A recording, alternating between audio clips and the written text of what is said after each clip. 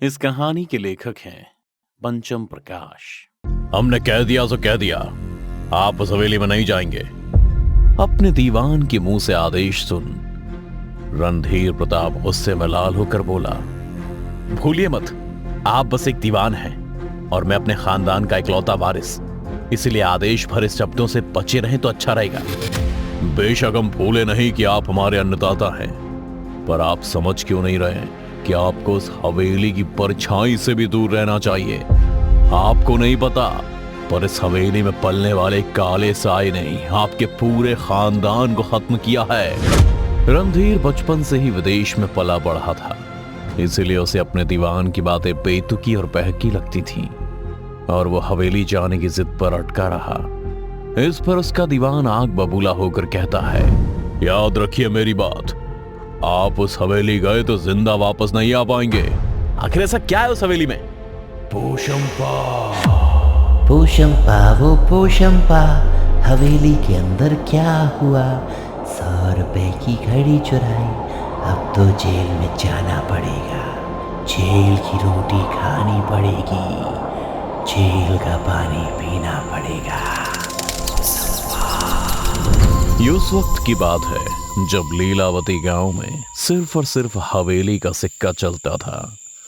यूं तो पूरा देश गुलाम था, पर यह गांव अपने मालिक रघुनाथ प्रताप के दम पर आजाद था। उस शाम हवेली में खूब चहल पहल थी, क्योंकि महीनों के बाद रघुनाथ विदेश से लौट रहे थे।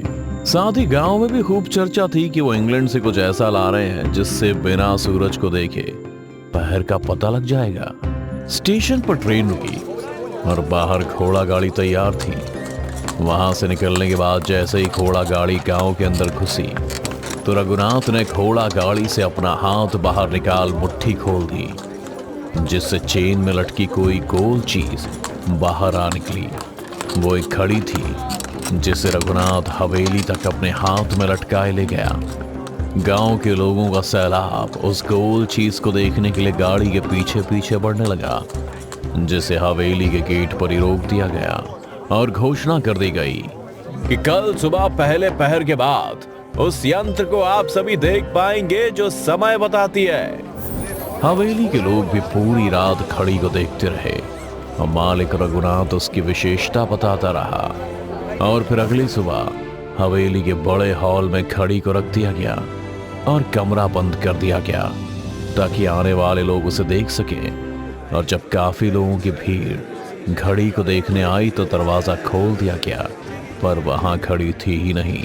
तभी सबने देखा कि एक लड़का घड़ी चुराकर दूसरे दरवाजे से भागते हुए बाहर गया। पहरेदारों ने भी लड़के को भागता देख उसका पीछा किया। लड़का अभी बगीचे तक गया ही था कि उसे पकड़ लिया गया और मालिक के पास ले जाया गया। बच्चे, घड़ी कहाँ है? निकाल बाहर। घड़ी? ये क्या होता है साहब? वही जो तूने यहाँ से लिया था। हम कुछ नहीं जानते, हम तो बगीचा में थे। झूठ बोलता है, अभी तेरे होश ठिकाने लगाता हूँ। आप तसल्ली रखे साहब, हम निकलवाते हैं इससे घड़ी। बोल कहाँ है? 100 रुपए की घड़ी है, अच्छे का ईमान डोल सकता है। हवेली का वो मुचटंडा उस बच्चे पर ऐसे टूटा जैसे वो कोई गुनहगार हो। मारते मारते उसे हवेली के बाहर ले गया। सभी लोग उसे मार खाता वो देख हंस रहे थे और चिल्ला रहे थे, 100 रुपए की घड़ी चुराई, अब तो जेल में जाना पड़ेगा, जेल की रोटी खानी पड़ेगी और वहीं मर जाना पड़ेगा। उस समय 100 रुपए लाखों रुपए के बराबर होते थे। साथ ही वो घड़ी भी बहुत नायाब थी, उस गांव की पहली घड़ी जिसे एक बच्चे ने चुरा लिया और अब वो उसे देना नहीं चाहता था। उसकी जान निकलने को आ गई, पर अब भी वो इनकार किए जा रहा था। रघुनाथ उस लड़के को बचाने को बढ़ा ही था कि हवेली की मालकिन ने उनका हाथ पकड़ उसे रोकते हुए कहा, खानदान का नाम मिट्टी में मिल जाएगा, इसलिए जो हो रहा है होने दीजिए। उनके इसी शब्दों के साथ रघुनाथ ने अपने कदम पीछे खींच लिए और अपनी आंखों को भींच उस बच्चे की दर्द भरी आवाज को नजरअंदाज करता रहा, जब तक कि हैवान बन चुके लोगों की मौत की गुहार खत्म नहीं हुई। वो चिल्लाते रहे, हवेली के लोग उसे मारते रहे और बच्चा तिल तिल कर अपनी आखिरी सांस लेने लगा। 100 रुपए की घड़ी चुराई, अब तो जेल में जाना पड़ेगा, जेल की रोटी खानी पड़ेगी और वहीं मर जाना पड़ेगा। सिर्फ एक घड़ी के लिए? अरे आपको तो सब पता था ना, आपने क्यों नहीं रोका? मेरी तो आप नहीं सुनते तो आपके पिताजी कहाँ सुनते? और वैसे भी जब तक मैं पहुंचा बहुत देर हो चुकी थी। अब आप मेरी बात सुनिए और लौट जाइए। बिल्कुल भी नहीं। अगर वो आज भी तो मैं हवेली जाऊंगा, वसीयत के लिए नहीं, प्रायश्चित के लिए, क्योंकि मैं आप सभी की तरह बेरहम नहीं हूं। बेरहम? रणधीर, मेरे रहम की वजह से तुम आज जिंदा हो और अब तुम फिर से मौत के मुंह में जाना चाहते हो? हाँ, जाना चाहता हूं और आप रोकेंगे नहीं। इतना कहते ही रणधीर अपने दीवान के घर की दहलीज को पार कर हवेली की तरफ देखने लगा। आसमान में बादल फटने को तैयार थे और धीमी बारिश भी शुरू हो गई थी। दीवान भी उसके पीछे आ उसे रोकना चाहता था, पर तब तक रणधीर आगे बढ़ चुका था और ये बात अब दीवान को भी समझ आ गई कि वो रोकने से नहीं रुकेगा।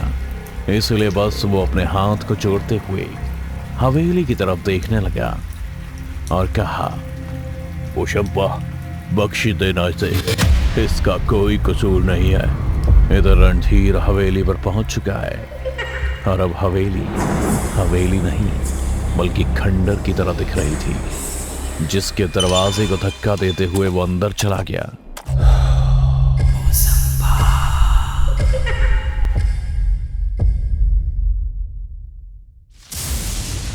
तभी बाहर जोर की बिजली कड़की। हवेली के अंदर सब कुछ बिखरा हुआ था। घनघोर अंधेरे में काली पड़ चुकी मोमबत्तियां अपने आप ही चलने लगी थी और दूसरे दरवाजे के बाहर से कुछ बच्चों के हंसने की आवाज आने लगी। रणधीर जब वहां पहुंचा तो दूसरी तरफ बगीचे में उसे अपना बचपन दिखने लगा था, जो उसे उस दिन की याद दिलाने लगा जब हवेली में घड़ी आई थी। सभी बच्चे बगीचे में पोशंपा खेल रहे थे। पोशंपा ओ पोशंपा, आज बाजार में क्या हुआ? चुरा कर तुमने रबड़ी खाई, पकड़े गए, फिर मार भी खाई। तब एक बच्चे ने कहा, चलो चलते घड़ी देखने। और सभी बच्चे घड़ी देखने के लिए हवेली के मुख्य द्वार की तरफ दौड़ पड़े। बस रणधीर और उसके साथ एक लड़का रुका रहा, जिसके बाद रणधीर कहता है, घड़ी देखने के लिए पोशंपा छोड़कर चले गए। अब देखता हूँ कि ये कैसे देखते हैं घड़ी। इतना कहते ही वो छोटा रणधीर असल के रणधीर को आर पार करते हुए हॉल में चला जाता है और घड़ी उठाकर कहीं भाग जाता है। और उसके पीछे पड़े हवेली के आदमी बगीचे में खड़े उस मासूम को चोर समझ पकड़ लेते हैं और मारने लगते हैं पूरे गांव के सामने। यहाँ रणधीर समझ जाता है कि बचपन में जिसने वो घड़ी चुराई थी वो कोई और नहीं बल्कि खुद था। और जब ये बात उसके पिता को पता चली तो उन्होंने उस बच्चे को बचाने की कोशिश भी की, पर उसकी मां ने रोक लिया, ये कहते हुए कि आम बच्चे को बचाने के लिए वो अपने बच्चे को चोर बनाएंगे, वो भी पूरे गांव के सामने। इससे लोगों का विश्वास उनमें कम हो जाएगा। और सब सोचने के बाद रघुनाथ ना चाहते हुए भी आंखें मूंद लेता है, पर उसे ये नहीं पता था कि वो लड़का कोई आम नहीं बल्कि उसके दीवान का इकलौता बेटा है। और जब तक दीवान शहर से लौटा तब तक बहुत देर हो चुकी थी। जब ये बात रघुनाथ को पता चली तो उसने अपने दीवान के सामने घुटने देख दिए, पर दीवान कुछ बोलने लायक नहीं बचा। उसने अपने मालिक को उठाते हुए बस इतना ही कहा, अगर ये मेरा बेटा ना होता तो शायद मैं भी वही सलाह देता जो मालकिन ने दी। मैं कोई बदला नहीं लेना चाहता, पर माफी की उम्मीद भी मत रखिएगा आप मुझसे। इतना कहते हुए दीवान उस हवेली को छोड़ देता है। पर उसी शाम के बाद से हवेली की हवा बदलने लगी और उसके ऊपर मौत के काले बादल मंडराने लगे। रात होते ही महल में हर तरफ एक ही आवाज गूंजने लगती, पोशंपा वो पोशंपा, हवेली के अंदर क्या हुआ? 100 रुपए की घड़ी चुराई, अब तो जेल में जाना पड़ेगा, जेल की रोटी खानी पड़ेगी, जेल का पानी पीना पड़ेगा। पर किसी को ये पता नहीं लग पाया कि आखिर ये आवाज आ कहां से रही है। यहां तक कि कोई काम करने वाला भी नहीं बचा। हर रात एक ही डरावनी आवाज सुनकर रघुनाथ और उसकी पत्नी भी तिल तिल कर मरने लगे और रणधीर की हालत तो ऐसी हो गई थी कि मानो वो जिंदा है या मुर्दा ये फर्क कर पाना मुश्किल हो गया था। जिसके बाद रघुनाथ ने दीवान के आगे अपने बेटे की जान की भीख मांगी और कहा, बचा लो उसे, बच्चे की बात सुन दिल पसीज गया था। क्योंकि रणधीर को वो हमेशा से ही अपने बच्चे जैसा समझता था। इसलिए दीवान तांत्रिक के साथ हवेली पहुंच अपने बेटे से बात करता है, जिसकी आत्मा नहीं चाहती थी कि कोई भी इस हवेली को छोड़ कहीं और जाए, क्योंकि वो चाहता था कि सभी यहीं घुट घुट कर मरें जैसे कि वो। लेकिन दीवान अपने बेटे की आत्मा से गुजारिश करता है कि वो रणधीर को छोड़ दे, क्योंकि उसका कोई कसूर नहीं है, उसने ये सब नहीं किया, उसके गुनाहगार रघुनाथ और उसकी बीवी है। इतना सुनते ही वो आत्मा वहां से गायब हो गई और दीवान ने कहा, मैं छोटे मालिक को लेकर जा रहा हूं, वादा रहा अपने बच्चे की तरह इसे नहीं मरने दूंगा, पर आप इस हवेली से कहीं नहीं जा सकते हैं। इतना कहते ही दीवान रणधीर को अपनी गोद में ले तांत्रिक के साथ बाहर चला गया। उसके जाते ही हवेली का दरवाजा अपने आप बंद हो गया और एक तेज चीख पूरी हवेली में गूंजने लगी।